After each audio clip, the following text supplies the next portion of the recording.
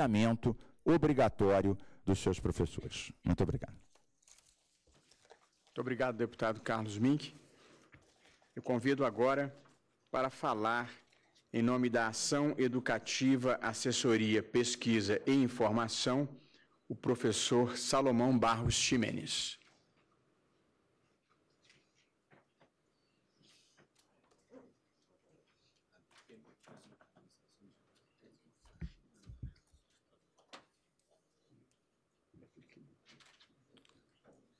Excelentíssimo senhor ministro Barroso, relator da ADI 4439, senhoras e senhores aqui presentes. Antes de tudo, eu quero desejar uma boa tarde a todos, parabenizar a iniciativa inclusive da PGR, de nos oportunizar essa discussão no dia de hoje, né, e iniciar minha contribuição a essa audiência pública, dizendo de pronto que a ação educativa ela corrobora as posições que foram aqui apresentadas, inclusive por representantes de denominações religiosas, sobre a impossibilidade prática de se conciliar o que, por definição, é inconciliável, ou seja, o ensino religioso nas escolas públicas. Não vou, portanto, me ater a essa questão de fundo, levando em conta que estamos aqui discutindo o dispositivo constitucional e a sua resolução em uma ação direta de inconstitucionalidade no Supremo Tribunal Federal.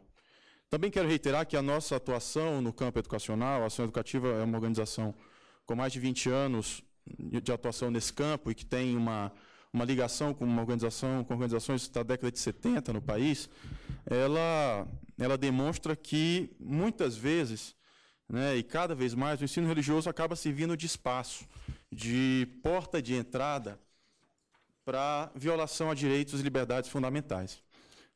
A abertura representada pelo ensino religioso nas escolas públicas reforça uma confusão ainda generalizada nos órgãos públicos e nos servidores entre concepções e crenças do âmbito privado e a ética pública.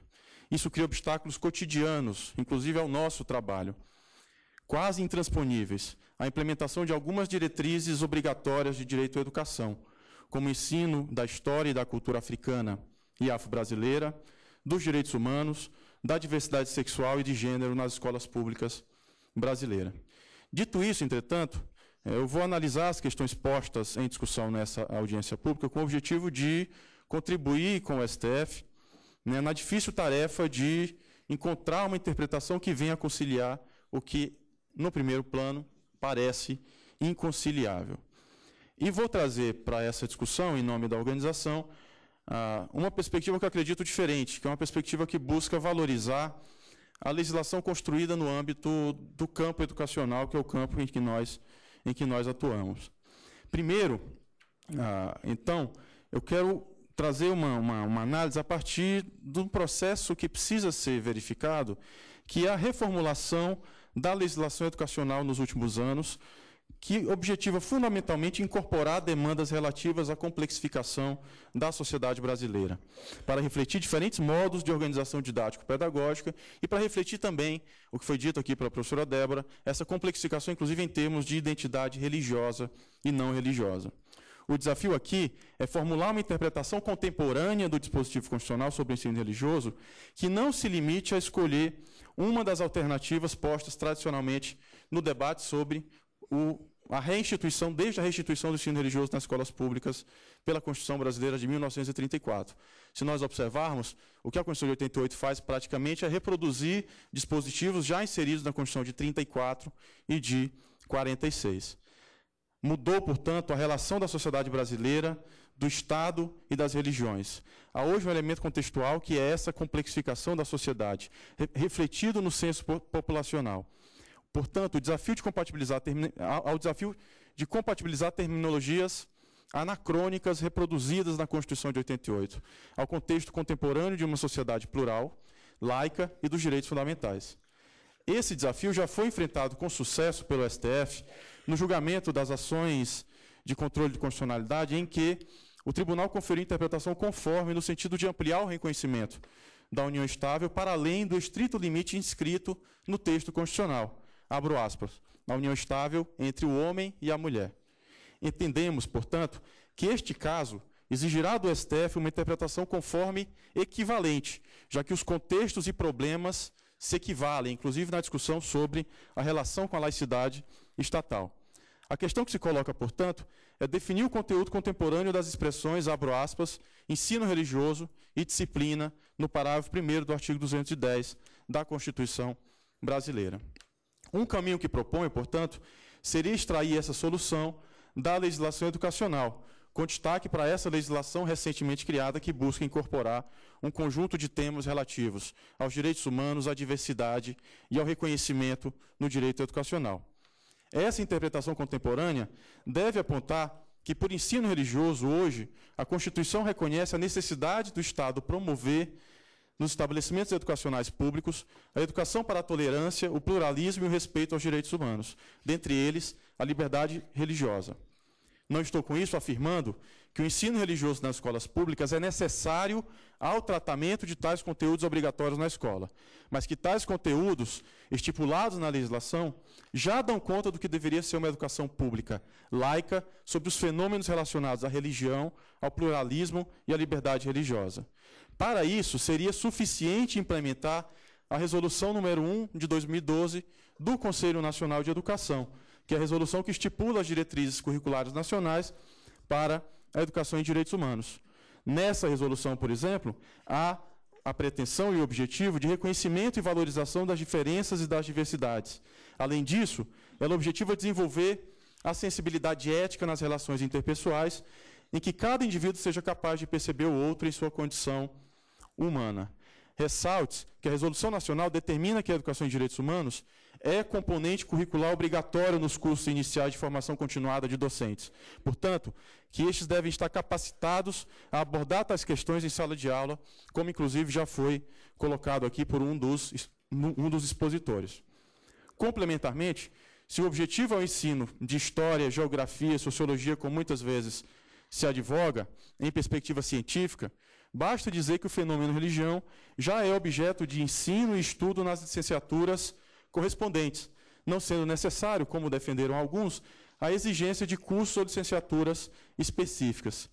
Isso, é verdade, se sinceramente se pretende que o ensino religioso seja sobre o fenômeno religioso e não o ensino dissimulado de determinados denominadores comuns compartilhados unicamente no interior de uma ou de algumas comunidades religiosas. Esse tipo de denominador comum, inclusive, se reflete na redação do artigo 33 da LDB, quando estipula de forma inconstitucional, na nossa visão, que o ensino religioso é parte integrante da formação básica do cidadão. Ressalte que as diretrizes sobre educação em direitos humanos foram produzidas exatamente com o objetivo de compatibilizar demandas de reconhecimento e de promoção do direito e do respeito e da tolerância à crescente pluralidade religiosa e não religiosa da população brasileira. Portanto, reafirma a interpretação conforme poderia reconhecer essa construção normativa do campo educacional. Temas e problemas que normalmente são postos para justificar a necessidade do ensino religioso não confessional. Isso com ganhos para a cidadania e o direito à qualidade do ensino. A questão que se coloca aqui é a seguinte: com o advento dos direitos humanos, ainda é necessário recorrer à ética religiosa nas escolas públicas para ensinar valores seculares e universais? É solução mais ajustada também esta, se levarmos em conta os desafios relativos à implementação do novo Plano Nacional de Educação, uma vez que não exigiria um aporte significativo de recursos para a sua implementação. Outra questão que queremos trazer para a discussão diz respeito à interpretação do termo disciplina no parágrafo 1º do artigo 210 da Constituição. Vejo que a interpretação literal dessa palavra na Constituição seria um anacronismo incompatível com o avanço das abordagens pedagógicas e com a legislação educacional. As diretrizes curriculares nacionais gerais para a educação básica, nesse sentido, valorizam a diversidade e a adaptação da organização curricular, autorizando a adoção de diversas abordagens didático-pedagógicas, como a abordagem pluridisciplinar, interdisciplinar, o trabalho por projetos, o trabalho por atividades específicas, isso em consonância com o princípio constitucional que autoriza as escolas ao pluralismo de ideias e de concepções pedagógicas. Não concordamos, portanto, que a única interpretação possível do dispositivo em questão é a interpretação literal de um texto praticamente redigido há quase 70 anos, se levarmos em conta que a Constituição reproduz o termo disciplina da Constituição de 46. Ou seja, que a Constituição estaria ainda hoje a criar diretamente em seu texto uma disciplina em termos pedagógicos, coisa que sequer faz para a disciplina de português ou matemática. Ela diz apenas que o ensino deve acontecer em língua portuguesa. Não haveria, portanto, uma exigência constitucional contemporânea de oferta de uma disciplina específica de ensino religioso nas escolas públicas de ensino fundamental, quando, através de outros formatos de organização pedagógica estimulados pela legislação, fosse demonstrado que a inclusão desses conteúdos, através de outros formatos de organização pedagógica estimulados na legislação, estivessem assegurados na educação fundamental, e aí me refiro aos conteúdos relativos aos direitos humanos, à liberdade religiosa, bem como ao estudo histórico, sociológico e geográfico do fenômeno religião. O que quero destacar aqui, ministro, é que não seria razoável, a partir de uma decisão do STF, exigir dos sistemas públicos de ensino a implantação de disciplinas específicas de ensino religioso, ainda que em um modelo pretensamente não confessional, quando estes sistemas já adotem ou venham a adotar organização curricular mais avançada, que assegure tais conteúdos em uma perspectiva compatível com a exigência de laicidade estatal. Quero deixar claro que isso não é o mesmo que oferecer ensino religioso transversal. Na verdade, essa é uma posição, é uma prática bastante comum nos sistemas de ensino público do país, que já foi, inclusive, mencionada por alguns que me antecederam. Mas reconhecer que os diversos esforços dispendidos pelo campo educacional para o tratamento de tais temas relativos ao pluralismo e à liberdade religiosa nas escolas, em perspectiva laica, implementa com vantagens a proposta de ensino não confessional defendida pela PGR. Então, essa é a nossa posição quanto à interpretação desses dispositivos. No pouco tempo que me resta, eu queria me referir, e isso já foi juntado aos autos da ação, a um estudo feito pela Ação Educativa sobre a regulamentação do ensino religioso nos diferentes sistemas de ensino. Esse estudo, por exemplo, aponta que, em 3 estados, o ensino religioso está previsto para toda a educação básica. Em 9 estados, ele está previsto para o ensino fundamental e o ensino médio. Ele aponta também que, na maior parte dos estados, há a previsão do ensino de forma transversal, que, como disse, é, em qualquer hipótese, na nossa visão, inconstitucional. A forma de exercício da facultatividade também foi captada nesse estudo. Há matrícula automática declarada na legislação em 5 estados, e 5 outros estados não especificam. Mas aqui o que seria importante seria que fosse especificado de forma ativa que as crianças, sobretudo os adolescentes, levando em conta que o ensino religioso não pode ser oferecido na etapa transversal do ensino fundamental, em que a organização pedagógica acontece de forma transversal, deveriam ser matriculados de forma... A matrícula deveria ser ativa, ou seja, deveria exigir a manifestação dos pais ou responsáveis.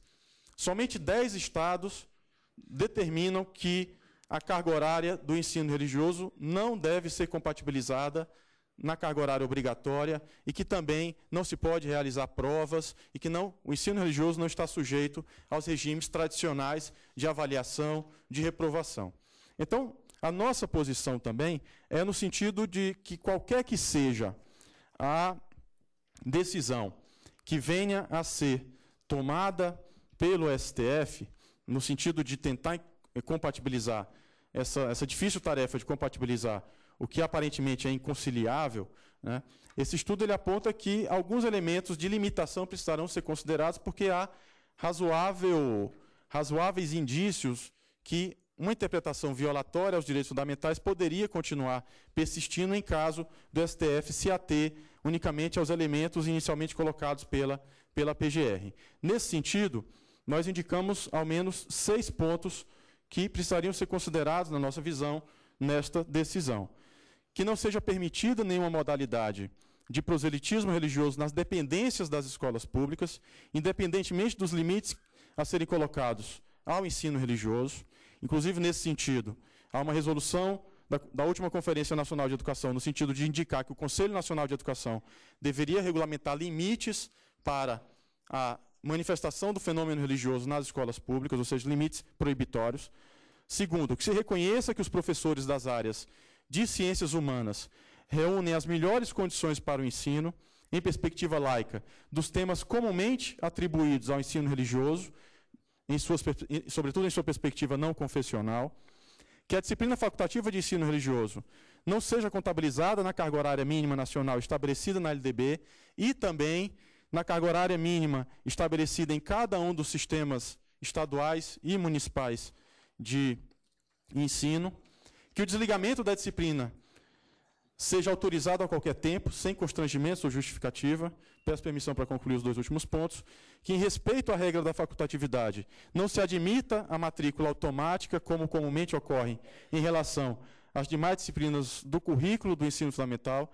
Precisa levar em conta que esta é a cultura do ensino fundamental, a matrícula é por natureza automática, então aqui precisaria criar uma diferenciação clara. E, por fim, que não se admita a oferta transversal de qualquer modalidade de ensino religioso nas escolas públicas, seja ele confessional, interconfessional ou não confessional, com especial atenção, e aí quero destacar, às séries iniciais do ensino fundamental, pelas razões que já foram expostas por alguns dos que me antecederam. Essa é a nossa contribuição, com a qual agradeço a oportunidade. Obrigado.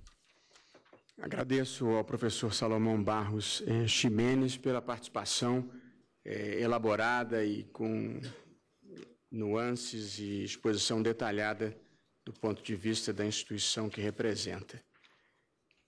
Eu